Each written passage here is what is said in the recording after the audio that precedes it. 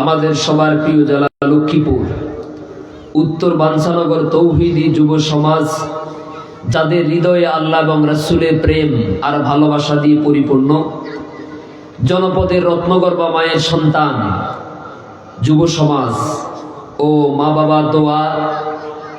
মা বাবার দোয়া পাঠাগারের উদ্যোগে আয়োজিত প্রতি বছরের মতো আজ এই বছরেও 2 দিন ব্যাপী তাফসীরুল কোরআন মাহফিলের প্রথম দিনের প্রথম অধিবেশনের মুহতারাম সম্মানিত সভাপতি, আজকের এই মহতী আয়োজনের সম্মানিত মুহতারাম সভাপতি, বিশিষ্ট ইসলামী চিন্তাবিদ হযরত মাওলানা মুশাররফ হোসাইন মিয়াজি সাহেব হাফিজাহুল্লাহ, যুব সমাজকে সাথে নিয়ে সবার সহযোগিতায় যিনি সার্বিক তত্ত্বাবধানে এই মাহফিলের জন্য কষ্ট করে যাচ্ছেন, আমার একান্ত প্রিয় ভালোবাসার মানুষ, জনপদের রত্নগর্ভা মায়ের সন্তান, ইসলামী চিন্তাবিদ ও শিক্ষাবিদ, বিশিষ্ট তাফসীর কারক হযরতুল আল্লাম হযরত মাওলানা হাফেজ আরিফ হোসাইন মিয়াদি সাহেব হাফিজাহুল্লাহ সহ এই মাহফিল বাস্তবায়নের পিছনে যাদের ত্যাগ শ্রম রয়েছে, আমার প্রাণ প্রিয় কলিজার টুকরা যুবক ভাইয়েরা, সম্মানিত সুধী মণ্ডলী, শ্রোতা মণ্ডলী, পর্দার আড়াল থেকে শ্রবণরতা সম্মানিত মা এবং বোনেরা, আমি সর্বপ্রথম আপনাদের সবাইকে সাথে নিয়ে আল্লাহ সুবহানাহু ওয়া তাআলার দরবারে লাখো কোটি সুজুদ এবং শুকরিয়া আদায় করতে চাই। সকল প্রকার জড়তা, দুর্বলতা, অলসতা, অক্ষমতা, হীনমন্যতা, সংকীর্ণমনতা, কৃপণতা, বখিলতাকে ঝেড়ে ফেলে ঈমানের বলে বলিয়ান হয়ে রাতের নিস্তব্ধতাকে ভেঙে চুরমার করে দেহের সবটুকুন শক্তিকে ঠোঁটের কাছে এনে আকাশ এবং জমিনের একচ্ছত্র মালিক আল্লাহর জন্য প্রাণ উজাড় করে পড়ছি আলহামদুলিল্লাহ। হৃদয়ের সবটুকুন ভালোবাসাকে উজাড় করে দরুদ এবং সালাম পেশ করছি আমাদের কলিজার টুকরা, মানবতার মহান শিক্ষক, সর্বকালের সর্বযুগের সর্বশ্রেষ্ঠ মহামানব মুহাম্মদুর রাসূলুল্লাহ। সকলে পড়ছি সাল্লাল্লাহু। যুগে যুগে আল্লাহর এই জমিনে আল্লাহর দ্বীন বিজয়ের স্বপ্নকে পূরণ করার জন্য যারা নিজেদের প্রিয় বস্তু জীবনকে উজাড় করে দিয়ে গেছেন, আল্লাহ সুবহানাহু ওয়া তাআলা তাদেরকে শাহাদাতের মৃত্যু নসিব করুন। সকলে বলি আমিন। আমরা সবাই আল্লাহর জান্নাতে যেতে চাই ইনশাআল্লাহ। আমরা সবাই কোথায় যেতে চাই? এই পৃথিবীতে কি চিরদিন থাকার জায়গা? আজ এই ময়দানটা তাফসীরুল কোরআন মাহফিলের, আগামীকাল সকাল 10টায়, রাত 10টায় যারা মাহফিলের শ্রোতা ছিলেন তারা কি সকাল 10টায় ওই মাঠে জানাজার ময়দানের জানাজার লাশের খাটিয়ার মধ্যে থাকতে পারে কিনা? তাহলে যেই ময়দানটা রাত 10টায় তাফসীরের ময়দান, সেই ময়দানটা সকাল 10টায় জানাজার ময়দান হতে পারে, ঠিক কিনা বলেন? এই ছেলেগুলো খুব ডিস্টার্ব করে, অনেক খুব বেশি। সুতরাং এই পৃথিবী আমাদের থাকার জায়গা না, এখানে আমরা এসেছি কিছুদিন। আল্লাহ আমাদেরকে একটা মহান লক্ষ্য এবং উদ্দেশ্যকে বাস্তবায়ন করার জন্য প্রেরণ করেছেন। আবার আমাদেরকে মাত্র কিছুদিন এখানে থাকার পর আমাদেরকে আবার পুনরায় আল্লাহর কাছে ফিরে যেতে হবে, ঠিক কিনা বলেন? আবার বন্ধুগণ, আল্লাহ রাব্বুল আলামিন বলছেন, ইন্না লিল্লাহি ওয়া ইন্না ইলাইহি রাজিউন। আমরা আল্লাহর জন্য, আমরা কার জন্য? আমাদের জীবন আল্লাহর জন্য, আমাদের মরণ আল্লাহর জন্য, আমাদের নামাজ আল্লাহর জন্য, আমাদের কোরবানি আল্লাহর জন্য, আমাদের হজ আল্লাহর জন্য, আমাদের যাকাত আল্লাহর জন্য, আমাদের রোজা আল্লাহর জন্য, আমাদের সমস্ত ইবাদত বন্দেগী কার জন্য? আরো জোরে বলেন না, কার জন্য?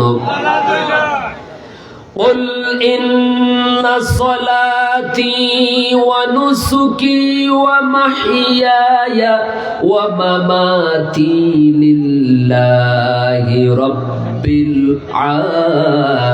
আলামিন। জোরে বলুন আল্লাহু আকবার। হে নবী আপনি বলুন, ইন্না সলাতি, নিশ্চয় আমার সালাত অর্থাৎ আমার নামাজ, অনুসুকি আমার কুরবানি, এই কোরবানি মানে শুধু কোরবানির গরুর গোশত, গরু কোরবানি, ছাগল কোরবানি নয়, অর্থাৎ আমার জীবনের যত ত্যাগ, আমার জীবনের যত বিসর্জন আছে, আমি যত যা কিছু উৎসর্গ করি, যা কিছু ত্যাগ করি, যত কষ্ট, যত সংগ্রাম, যত সাধনা করি আল্লাহর এই জমিনে আল্লাহর দিন বিজয়ের জন্য, সকাল থেকে শুরু করে মধ্যরজনী পর্যন্ত যত কষ্ট করি, যত বাড়িতে বাড়িতে যাই, যত মানুষের দ্বারে দ্বারে যাই, যত কথা বলি, যত লেখালেখি করি, যত সংগ্রাম, যত সাধনা করি, সব একজনের খুশির জন্য, তিনি হচ্ছেন আল্লাহ। কার জন্য? আমি যত টাকা পয়সা দান করি কার জন্য? আমার জীবনে যতগুলো সেজদা জমিনের মধ্যে দিয়েছি কার জন্য? আমার জীবনে যতগুলো রোজা রেখেছি সবগুলো রোজা কার খুশির জন্য? as-sawmu li wa ana ajzi bihi। নবীজি বলেন, আল্লাহ রাব্বুল আলামিন হাদিসে কুদসির মধ্যে বলেছেন, বান্দা রোজা আমার জন্য রাখে আর আমি আল্লাহ রাব্বুল আলামিন এর প্রতিদান নিজ হাতে দান করব। সুবহানাল্লাহ। অতএব ইন্না সলাতি, আমার নামাজ, অনুসুকি আমার সমস্ত কুরবানি, ওয়া মাহিয়ায়া আমার জীবন, ওয়া মামাতি আর আমার মৃত্যু, আমার জীবন আমার মরণ, ওয়া মামাতি লিল্লাহি রাব্বিল আলামিন, জগৎ সমূহের রব, জগৎ সমূহের প্রতিপালক আল্লাহ রাব্বুল আলামিনের জন্য। সুবহানাল্লাহ। নামাজ কার জন্য? রোজা কার জন্য? হজ কার জন্য? যাকাত কার জন্য? জীবনের সমস্ত কর্মকাণ্ডগুলো একজনের খুশির জন্য, তিনি কে? এমনকি ভোটটাও দিব কার খুশির জন্য? আল্লাহ। এই ভোটটা হলো একটা আমানত। ভোট কি? আল্লাহ, আমি তোমার খুশির জন্য এমন একজন ব্যক্তিকে এটা দিচ্ছি, এটা আমার 5 বছরের রায়, এটা আমার পক্ষ থেকে 5 বছরের চূড়ান্ত সমর্থন। আল্লাহ, আমি তোমার খুশির জন্য, তোমার সন্তুষ্টির জন্য একজন দিনদার, একজন ফরহেজগার, একজন মুত্তাকি, একজন নামাজীকে আমার এই রায়টা দিলাম। আল্লাহ যদি চান কিয়ামতের দিন একজন ভালো মানুষকে সমর্থন করার কারণে উসিলা হিসাবে হয়তো আল্লাহ তাআলা আপনাকে নাজাতের ফয়সালা করে দিতে পারে। পারেন না? আল্লাহ যদি কিয়ামতের দিন বান্দাকে বাঁচাতে চান, তাহলে সেদিন বান্দার বিভিন্ন উসিলাগুলো তালাশ করতে থাকবেন, কোন কাজের বিনিময়ে বান্দাকে মাফ করা যায়। ঠিক কিনা বলেন? এই জন্য অনেকে বলে, কয় হুজুর জীবনে বহু কিছু দেখছি কিন্তু ভাগ্য তো বদলাইতে পারলাম না, এবার একটু ভাগ্য বদলানোর সিদ্ধান্ত নিয়েছি, আল্লাহ যেন আমারে কবুল করেন। আমরাও দোয়া করি আল্লাহ যেন এই জাতির ভাগ্য বদলাবার জন্য তৌফিক দান করেন, বলি আমিন। আমার ভাইয়েরা, তাহলে সব কাজগুলো যদি আল্লাহর খুশির জন্য করি, তাহলে আমাদেরকে জান্নাত দিবেন কে? আল্লাহ। আমাদের মূল জায়গা, মূল বাড়ি, মূল ঠিকানা, মূল বাসস্থান, মূল জায়গা হচ্ছে আল্লাহর জান্নাত। সুবহানাল্লাহ। সেই জান্নাতে যেতে হলে আমাদেরকে দুনিয়াতে জান্নাতি আমল করা লাগবে। জান্নাত মরার পরে জান্নাতে যেতে হলে মরার আগে জান্নাতি কাজ করে যেতে হবে। ঠিক কিনা বলেন? আর সেই কাজগুলোর মধ্যে অন্যতম একটি কাজ হলো, চমৎকার একটা আমল হলো সালাম। সুবহানাল্লাহ বলেন। আমরা মনে করি সালাম এটা তো একেবারে তুচ্ছ একটা বিষয়, স্বাভাবিক একটা বিষয়। বিষয়টা তা না। দুনিয়ার জীবনে যে ব্যক্তি সালামের আমল করবে, কিসের আমল করবে? জবাব, কথা বলেন। দুনিয়ার জীবনে যারা সালামের আমল করবে, আল্লাহ রাব্বুল আলামিন মরার পরে তাদের জন্য এমন এক জান্নাত রেখে দিয়েছেন যার নাম হচ্ছে দারুস সালাম। জান্নাতের সংখ্যা কয়টা? 8টা। জান্নাতের সংখ্যা কয়টা? 8টা। এই 8টা জান্নাতের মধ্যে একটা জান্নাতের নাম হচ্ছে দারুস সালাম। সুবহানাল্লাহ। আগামীকালকে এই 8টা জান্নাতের মধ্যে একটা জান্নাতের নাম আল্লাহ রেখেছেন দারুস সালাম। দার মানে হচ্ছে ঘর, সালাম মানে হচ্ছে শান্তি। দারুস সালাম মানে হচ্ছে শান্তির ঘর।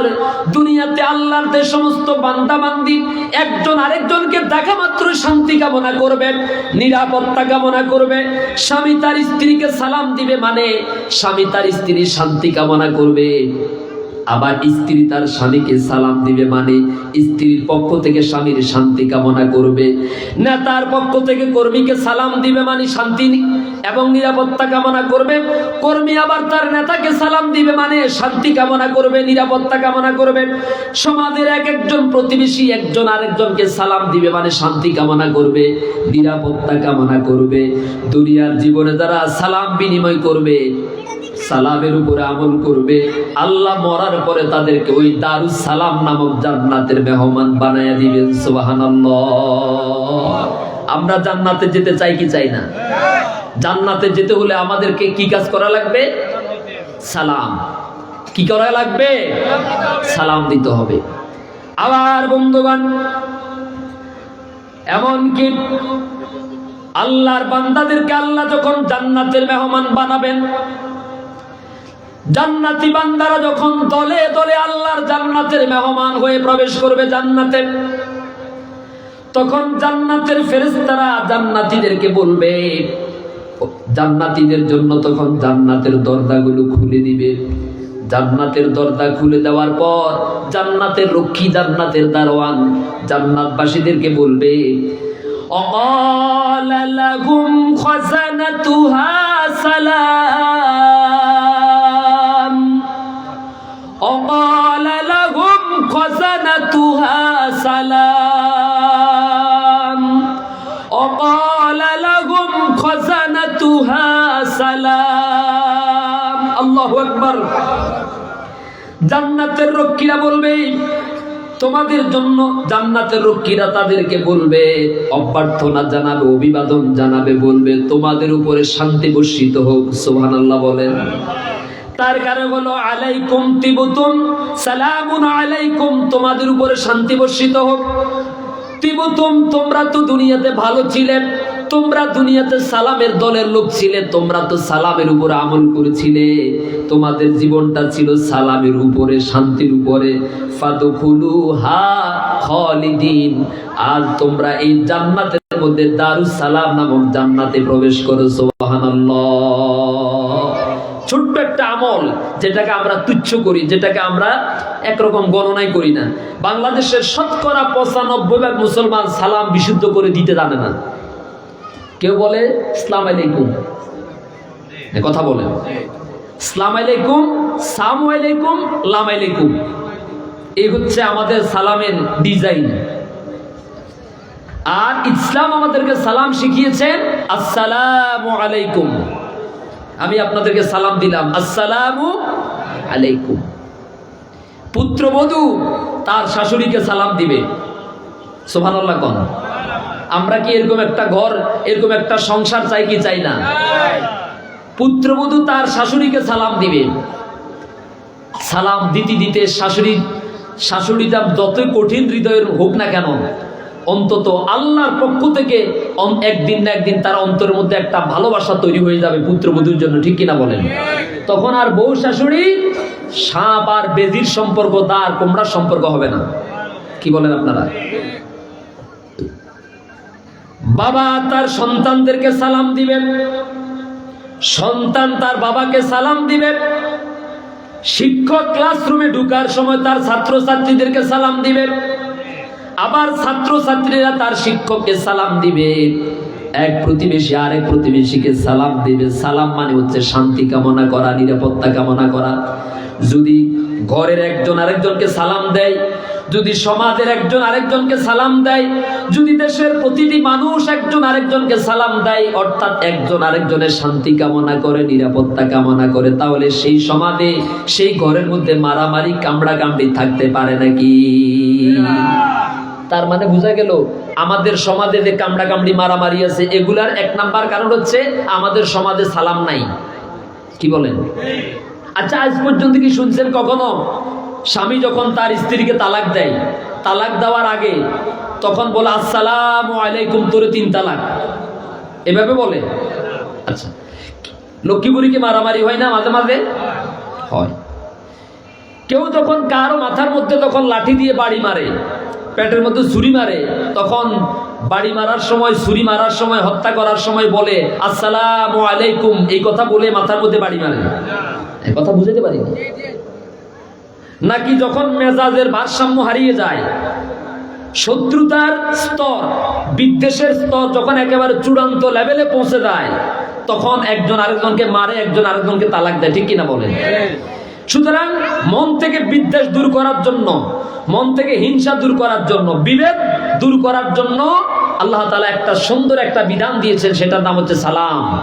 সুবহানাল্লাহ। আগামীকাল যেই সমাজের মানুষ যত বেশি সালাম বিনিময় করবে, সেই সমাজে তত বেশি শান্তি বিরাজমান হবে। আল্লাহু আকবার। আমার বন্ধুগণ,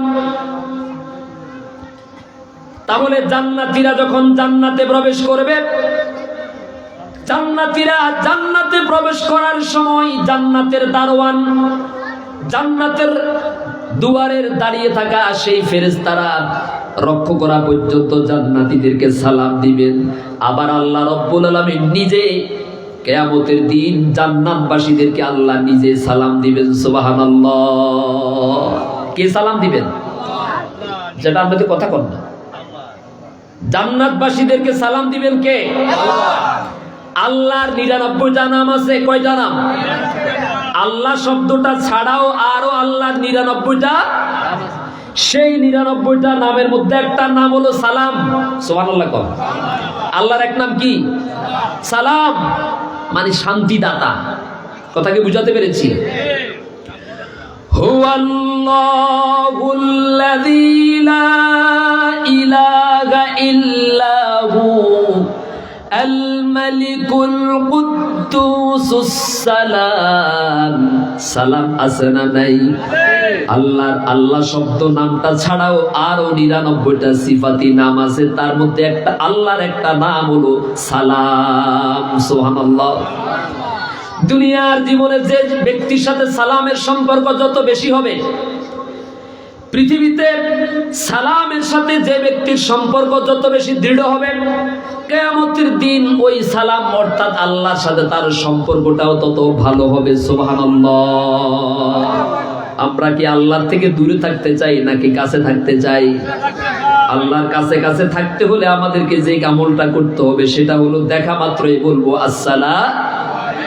রাজি আছেন তো? আজকে মাহফিল শেষে বাড়িতে যখন যাবেন তখন স্ত্রীকে সালাম দিবেন। কাকে সালাম দিবেন? আওয়াজ কিন্তু কমে গেছে। হুজুর আপনি কইলে কি হইবনি?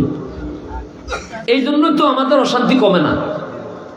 আপনি যখন মাহফিল শেষে, বাজার শেষে যখন ঘরে গিয়ে আপনার স্ত্রীকে সালাম দিবেন, আপনার ঘরের মধ্যে আপনার মেয়ে জামাই আছে, মেয়ে আছে, নাতি আছে, নাতনি আছে, ছেলে আছে, মেয়ে আছে, আছে কিনা?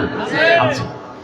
তা আপনি যখন প্রতিদিন এভাবে সালাম দিবেন, আপনার মেয়ের জামাই চিন্তা করবে মাশাআল্লাহ, আমার শ্বশুরের মতো এরকম একটা দিনদার শ্বশুর, আমার শ্বশুরের মতো এরকম একজন ভালো শ্বশুর, সভ্য, বিনয়ী, আমলদার শ্বশুর তো আমি আর দেখতে পাই না। ঠিক কিনা বলেন? তার মানে আপনার এই সালামের কারণে আপনার জামাইও ভালো হয়ে গেল। আপনার মেয়ে শিখতেছে যে আমার আব্বা আমার মারে সালাম দিতেছে। সুতরাং আবার আপনার স্ত্রী যদি আপনাকে উল্টা সালাম দেয়, আপনি আপনার স্ত্রীকে সালাম দিলেন, এটা তারা আপনার জামাই শিখতেছে যে আমিও আমার স্ত্রীকে সালাম দিতে হবে। যেহেতু আমার শ্বশুর আমার শাশুড়িকে সালাম দিছে, তার মানে আমিও আমার স্ত্রীকে সালাম দিতে হবে। আবার আপনার স্ত্রী যদি আপনাকে সালাম দেয়, আপনার মেয়ে তখন শিখতেছে যে আমার মা আমার বাবাকে সালাম দিতেছে। তার মানে এটা শুধু সালাম না, আমার আব্বা আমাকে শিক্ষা দিয়েছে আমিও আমার স্বামীকে সালাম দিতে হবে।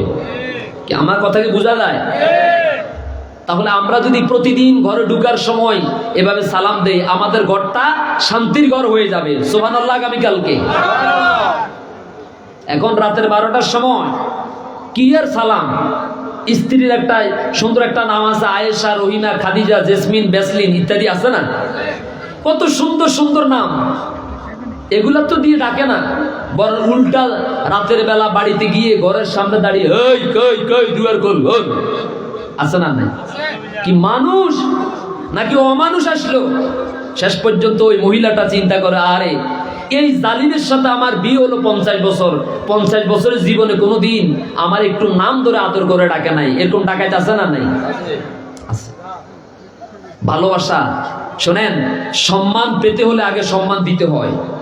সম্মান পেতে হলে আগে সম্মান দিতে হবে। আপনি যদি এলাকার ছোট্ট ছোট্ট ছেলেদেরকে সালাম দেন, প্রাইমারি স্কুলে, মুক্তবের, নুরানি মাদ্রাসা, আপনি মুরব্বী, এলাকার যত বড় শিক্ষিত, তত বড় আলেম, তত বড় স্যার হন না কেন, আপনি যদি আপনার এলাকার যুবকদেরকে সালাম দেন, হাই স্কুলের ছেলেদেরকে সালাম দেন, কলেজের ছেলেদেরকে সালাম দেন, এদের কাছে কি আপনার মর্যাদা কি বাড়বে না কমবে? ওরা আপনাকে সালাম দিচ্ছে না, আপনি যদি 5 দিন সালাম দেন, আল্লাহ ওদের ভিতরে অটোমেটিক একটা বিবেক জাগ্রত করে দিবে যে মুরব্বী আমাকে সালাম দিচ্ছে মানে কি। বুঝাতে পারি না? আল্লাহ আমাদেরকে আমল করা তৌফিক দান করুন। আমার বন্ধুগণ, অথচ আমাদের দেশে আমরা যারা মসজিদের খতিব অথবা বড় বড় ওয়াইজিন, আমি মনে করি আমি তো এলাকার বড় ওয়াইজিন, আমি তো বড় মসজিদের খতিব, এলাকার মুসল্লিরা আমাকে সালাম দিবে, আমি শুধু সালামটা নেব। আমি তো স্কুলের স্যার, শুধু আমি সালামটা নেব, সালাম দেব না।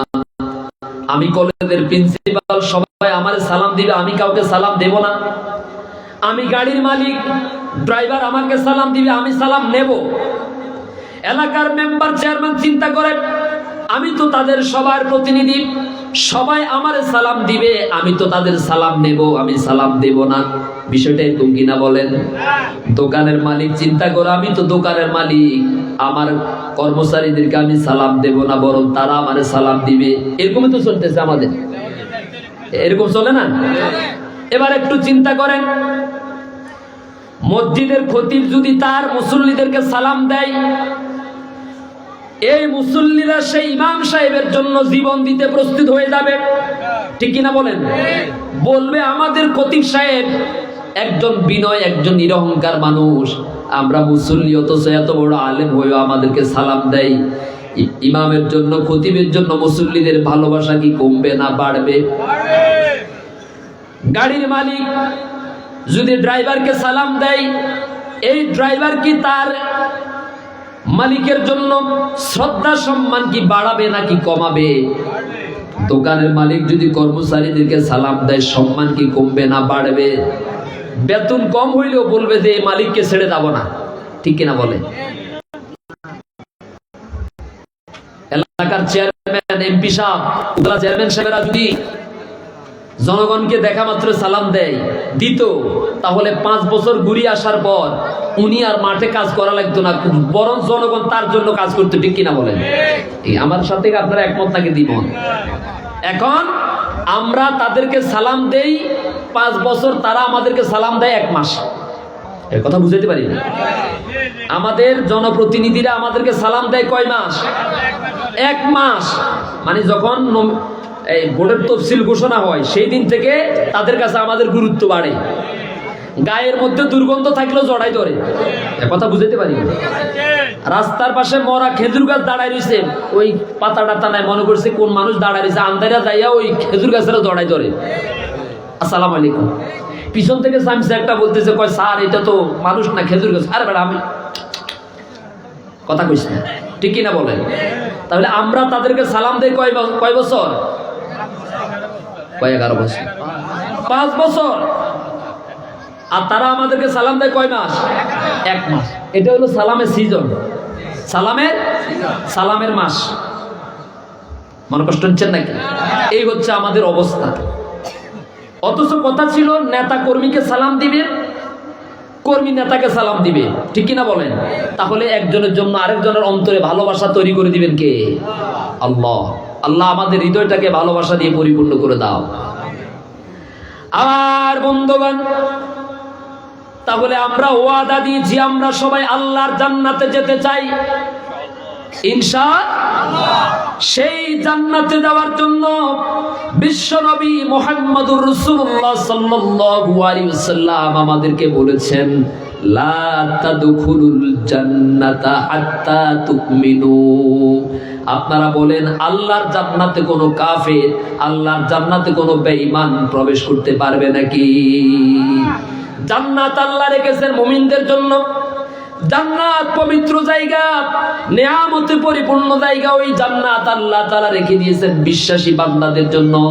সুতরাং আল্লাহ তাআলা বলছেন ততক্ষণ পর্যন্ত জান্নাতে যেতে পারবে না যতক্ষণ পর্যন্ত তোমরা ঈমানদার হতে না পারবে। আবার বললেন ওয়ালা তুমিনু হাত্তা তাহাব্বু, তোমরা ততক্ষণ পর্যন্ত তোমরা মুমিন হতে পারবে না যতক্ষণ পর্যন্ত তোমরা একজন আরেকজনকে ভালো না বাসবে।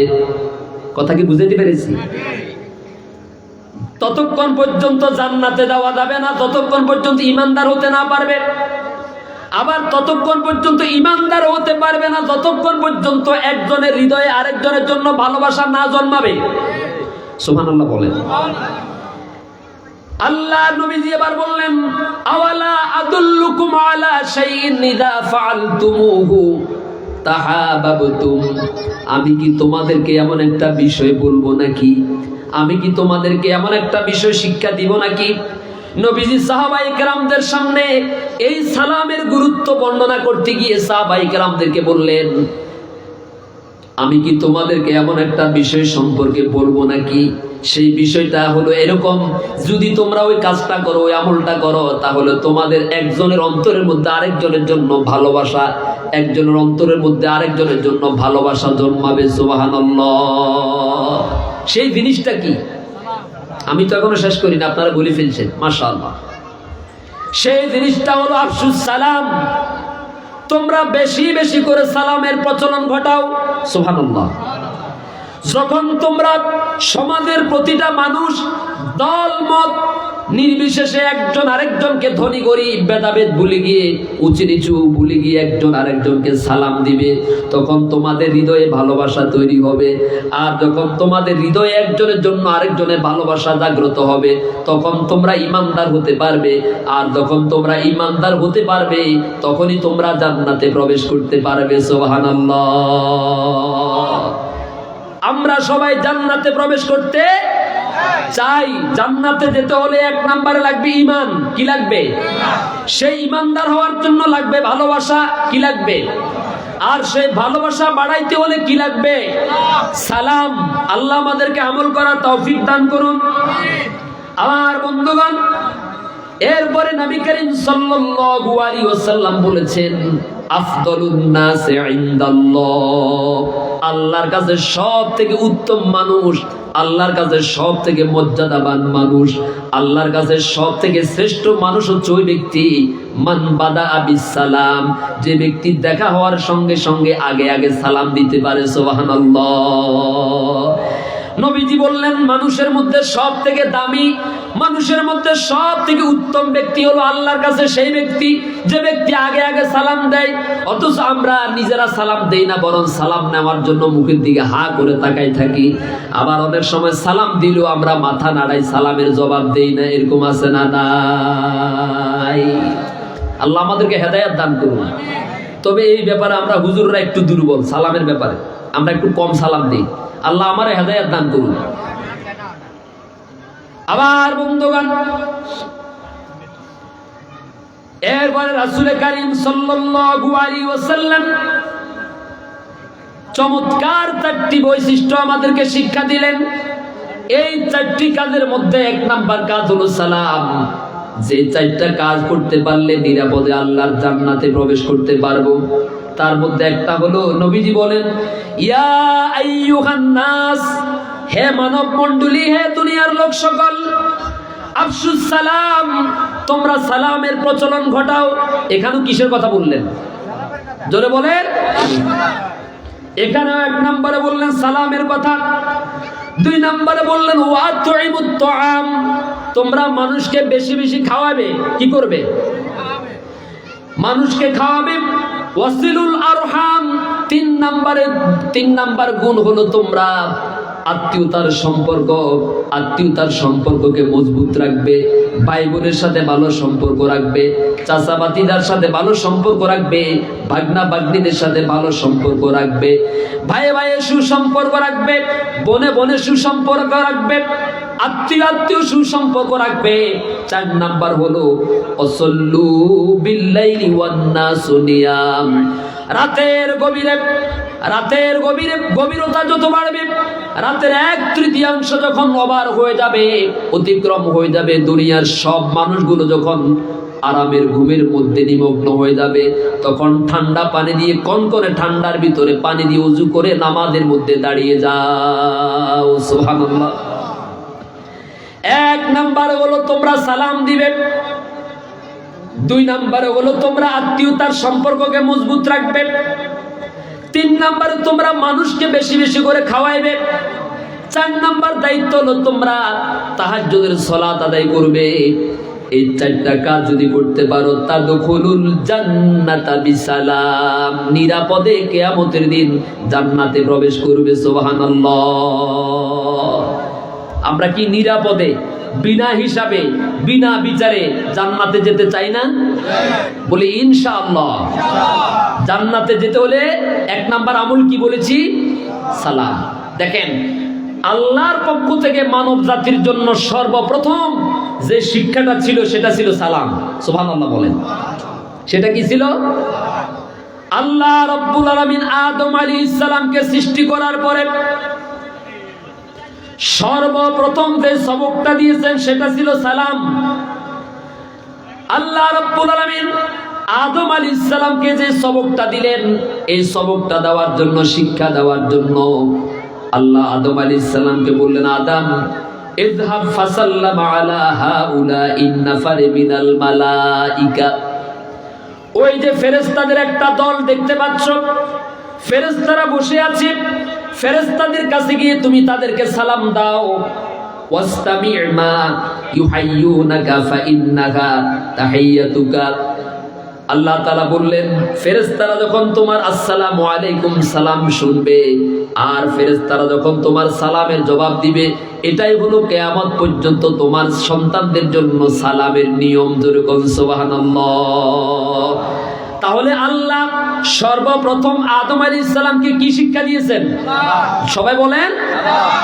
আদমের সন্তান, একটু গভীরভাবে মনোযোগ দিয়ে শোনার চেষ্টা করুন। আল্লাহ রাব্বুল আলামিন সর্বপ্রথম আদম আলাইহিস সালামকে যে সবকটা দিয়েছেন সেটা ছিল সালাম। অথচ সে আদমের সন্তানরা এখন সালাম দিতে জানে না, ঠিক কিনা বলেন? সালাম দেয়। আচ্ছা, আসসালামু আলাইকুম ওয়া রাহমাতুল্লাহি ওয়া বারাকাতুহু।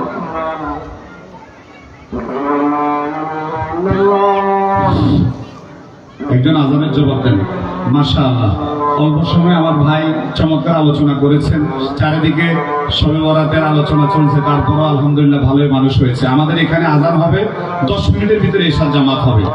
এশার পরেই আমাদের অন্যতম আলোচক হযরত মাওলানা নাসিরউদ্দিন আলী সাহেব আলোচনা করবেন। যাদের ওযুর প্রয়োজন আপনারা ওযু করে আসেন, এখানে জামাত হবে ইনশাআল্লাহ। আপনাদেরকে আন্তরিক মোবারকবাদ। বাদে মাগরিব আপনাদের কবরবাসীদের রূহের মাগফিরাত কামনা আপনারা আসছেন। আল্লাহ আপনাদেরকে উত্তম জাযা দান করুন। এক মিনিট আমরা ওই ইয়েটা বলতেছি। একটু বসেন। আর একটু কথা বাকি আছে। এটা দেন। আলহামদুলিল্লাহ। আসলে ভাই খুব, আমি তাকে খুশি করার জন্য বলছি না, উনি অত্যন্ত উদার মনের মানুষ। ইচ্ছা করলে 3 জন আলোচক রাখতে পারতেন, তবুও আপনাদেরকে এক একজনের কথা তো এক এক রকম, গ্রান এক এক রকম, সৌন্দর্য এক এক রকম। আমাকে দাওয়াত দিয়েছেন, দাওয়াত দেওয়ার কারণে আমি আপনাদের সামনে আল্লাহ এবং রাসূলের এই বাণীগুলো পৌঁছাইতে পেরেছি। এই জন্য আল্লাহ তাকে সহ এই মাহফিলের আয়োজন যারা করেছেন সবার আমলনামায় আল্লাহ সদকায়ে জারিয়া এসে কবুল করুন বলি আমিন। উনি আপনাদের এলাকাকে নিয়ে একটা স্বপ্ন দেখেন, আপনাদের সমাজটাকে তৈরি করার জন্য, সুন্দরভাবে সাজাবার জন্য একটা স্বপ্ন দেখেন। সেই স্বপ্নটা হচ্ছে আপনারা এলাকাবাসী প্রত্যেক বছর এত বিশাল আয়োজন, এত বড় বড় দেশ বরেণ্য আলোচকদেরকে দিয়ে আয়োজন করেন। শুধু এখানেই তো একদিনের কথাগুলো এখানে শেষ হয়ে যায়। স্থায়ীভাবে আপনাদের এলাকাটা যেন আলোকিত হয়, আপনাদের প্রতিটা ঘরে ঘরে যেন দ্বীনের আলো, শিক্ষার আলো যেন পৌঁছে যায়। উনি একটা ইচ্ছা করেছেন, নিয়ত করেছেন আপনাদের সবাইকে সাথে নিয়ে এলাকাতে একটা দাখিল মানের একটা মাদ্রাসা করার জন্য। কি আলহামদুলিল্লাহ নাকি নাউজুবিল্লাহ?